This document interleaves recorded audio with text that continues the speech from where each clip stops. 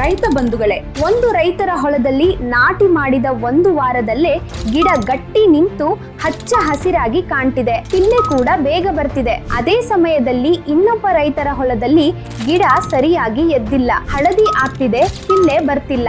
ಈ ವ್ಯತ್ಯಾಸ ನೀರಿನ ಕಾರಣ ಅಲ್ಲ, ಗೊಬ್ಬರದ ಕಾರಣ ಕೂಡ ಅಲ್ಲ. ನಾಟಿ ಮಾಡುವ ಮೊದಲು ಮಾಡಬೇಕಾದ 5 ಮುಖ್ಯ ಕೆಲಸ ಮಾಡಿದ್ದಾರೋ ಇಲ್ಲವೋ ಅದರ ಕಾರಣ. ಇಂದು ಆ 5 ವಿಷಯ ಸ್ಪಷ್ಟವಾಗಿ ಹೇಳ್ತೇನೆ. ವಿಡಿಯೋ ಮಧ್ಯದಲ್ಲಿ ಸ್ಕಿಪ್ ಮಾಡಬೇಡಿ.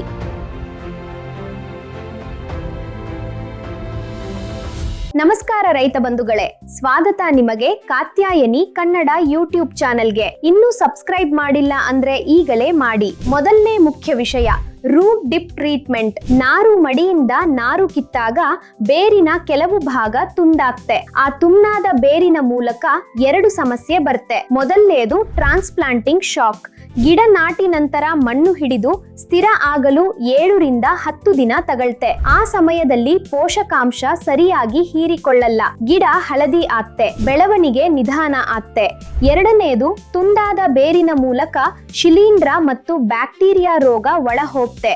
ಇದನ್ನ ತಡೆಯಲು ಒಂದು ಬಕೆಟ್ ನೀರಲ್ಲಿ ಕಾತ್ಯಾಯಿನಿ ಸೂಪರ್ಸ್ಟೀನ್ ಕಾರ್ಬೆಂಡಜಿಮ್ 50% WP 1 ಲೀಟರ್ ನೀರಿಗೆ 2 ಗ್ರಾಂ ಮತ್ತು ಸ್ಟ್ರೆಪ್ಟೊಮೈಸಿನ್ 1 ಲೀಟರ್ ನೀರಿಗೆ 1/2 ಗ್ರಾಂ ಕರಗಿಸಿ ನಾರಿನ ಬೇರನ್ನ 15 ರಿಂದ 20 ನಿಮಿಷ ಅದರಲ್ಲಿ ಅದ್ದಿ ನಂತರ ನಾಟಿ ಮಾಡಿ. ಕಾರ್ಬೆಂಡಜಿಮ್ ಶಿಲೀಂಧ್ರ ಒಳ ಹೋಗದ ಹಾಗೆ ತಡೆಯುತ್ತೆ, ಸ್ಟ್ರೆಪ್ಟೊಮೈಸಿನ್ ಬ್ಯಾಕ್ಟೀರಿಯಾ ತಡೆಯುತ್ತೆ. ಕೇವಲ 15 ನಿಮಿಷದ ಕೆಲಸ, ಆದ್ರೆ ಇಡೀ ಸೀಸನ್ ಮೇಲೆ ಪರಿಣಾಮ ಬೀಳ್ತೆ. ಎರಡನೇ ಮುಖ್ಯ ವಿಷಯ, ನಾರಿನ ತುದಿ ಸ್ವಲ್ಪ ಕತ್ತರಿಸಿ. ಇದು ಕೇಳಿದ್ರೆ ಬಹಳರ ರೈತರಿಗೆ ಅನ್ನಿಸ್ತೆ, ಗಿಡ ಕತ್ತರಿಸಿದ್ರೆ ಏನು ಲಾಭ ಅಂತ. ಕಾರಣ ಇದೆ ರೈತ ಬಂಧುಗಳೇ. ನಾರು ಮಡಿಯಲ್ಲಿ ಕಾಂಡ ಕೊರೆತ ಕೀಟ ಎಲೆ ಮೇಲೆ ಮೊಟ್ಟೆ ಇಡ್ತೆ. ನಾರು ಕಿತ್ತು ಹೊಲದಲ್ಲಿ ನಾಟಿ ಮಾಡಿದ್ರೆ ಆ ಮೊಟ್ಟೆ ಕೂಡ ಹೊಲಕ್ಕೆ ಬರುತ್ತೆ. ನಂತರ ಅದರಿಂದ ಹುಳು ಬಂದು ಕಾಂಡ ಕೊರೆತ ಸಮಸ್ಯೆ ಶುರುವಾಗ್ತೆ. ನಾರಿನ ಮೇಲ್ಭಾಗ ಸ್ವಲ್ಪ ಕತ್ತರಿಸಿದ್ರೆ ಮೊಟ್ಟೆ ಇರುವ ಭಾಗ ತೆಗೆದ ಹಾಗಾಗ್ತೆ. ಕೀಟ ಸಮಸ್ಯೆ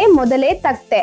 ಜೊತೆಗೆ ಎಲೆ ಮೂಲಕ ನೀರಾವಿ ಕಡಿಮೆ ಆಗಿ ಗಿಡ ಬೇಗ ಚೇತರಿಸಿಕೊಂಡು ಹೊಸ ಬೇರು ಮತ್ತು ಪಿಲ್ಲೆ ಬೇಗ ಬರುತ್ತೆ. ಮೂರನೇ ಮುಖ್ಯ ವಿಷಯ, ಒಣನಾರು ಮಡಿಯಿಂದ ನಾರು ಕಿತ್ತಬೇಡಿ.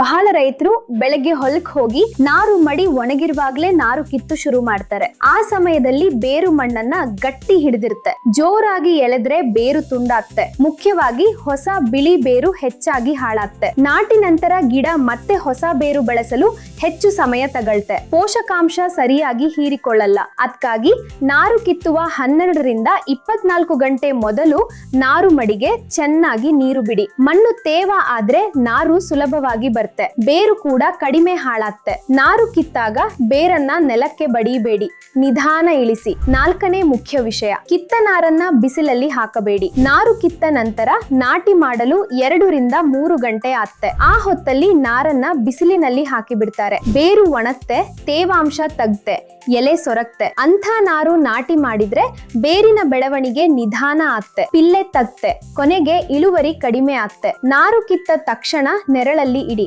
ಮೇಲೆ ಸ್ವಲ್ಪ ನೀರು ಚಿಮ್ಕಿಸಿ ಆದಷ್ಟು ಬೇಗ ನಾಟಿ ಮಾಡಿ. 5ನೇ ಮುಖ್ಯ ವಿಷಯ, ಸರಿಯಾದ ಸಮಯಕ್ಕೆ ನಾಟಿ ಮಾಡಿ. ನಾರು ಜಾಸ್ತಿ ದಿನ ನಾರು ಮಡಿಯಲ್ಲಿ ಬಿಟ್ರೆ ಮುದಿ ಆಗ್ತೆ. ಮುದಿ ನಾರು ನಾಟಿ ಮಾಡಿದ್ರೆ ಪಿಲ್ಲೆ ತಗ್ತೆ, ಗಿಡ ತಡ ಚೇತರಿಸಿಕೊಳ್ಳುತ್ತೆ, ಇಳುವರಿ ಕಡಿಮೆ ಆಗ್ತೆ. ಭತ್ತದ ತಳಿ ಪ್ರಕಾರ 25 ರಿಂದ 30 ದಿನದ ನಾರು ನಾಟಿಗೆ ಸೂಕ್ತ. ನಾರು ಮುದಿಯಾಗುವ ಮೊದಲೇ ನಾಟಿ ಮಾಡಿ. ರೈತ ಬಂಧುಗಳೇ, ಈ 5 ವಿಷಯ ಪಾಲಿಸಿದ್ರೆ ನಾಟಿ ನಂತರ ಮೊದಲ 15 ದಿನದಲ್ಲೇ ವ್ಯತ್ಯಾಸ ಕಾಣ್ತೀರಿ. ಗಿಡ ದಟ್ಟಿ ನಿಲ್ತೆ, ಬೇರು ಬೇಗ ಬೆಳೆಯುತ್ತೆ, ಪಿಲ್ಲೆ ಹೆಚ್ಚಾಗಿ ಬರುತ್ತೆ, ಬೆಳೆ ಆರೋಗ್ಯವಾಗಿ ಬೆಳೆಯುತ್ತೆ, ಒಳ್ಳೆಯುತ್ತೆ, ಒಳ್ಳೆ ಇಳುವರಿಗೆ ಗಟ್ಟಿ ತಳಹದಿ ಇಡ್ತೀರಿ. ಈ 5 ವಿಷಯದಲ್ಲಿ ನಿಮಗೆ ಹೊಸದಾಗಿ ತಿಳಿದದ ವಿಷಯ ಯಾವುದು ಅಂತ ಕೆಳಗೆ ಕಮೆಂಟ್ ಮಾಡಿ. ವಿಡಿಯೋ ಒಳ್ಳೆಯದು ಅನ್ನಿಸಿದ್ರೆ ಲೈಕ್ ಮಾಡಿ, ನಿಮ್ಮ ರೈತ ಬಂಧುಗಳಿಗೆ ಶೇರ್ ಮಾಡಿ. ಕಾತ್ಯಾಯನಿ ಕನ್ನಡ ಚಾನೆಲ್ ಸಬ್ಸ್ಕ್ರೈಬ್ ಮಾಡುವುದನ್ನ ಮರೆಯಬೇಡಿ. ಧನ್ಯವಾದ ರೈತ ಬಂಧುಗಳೇ.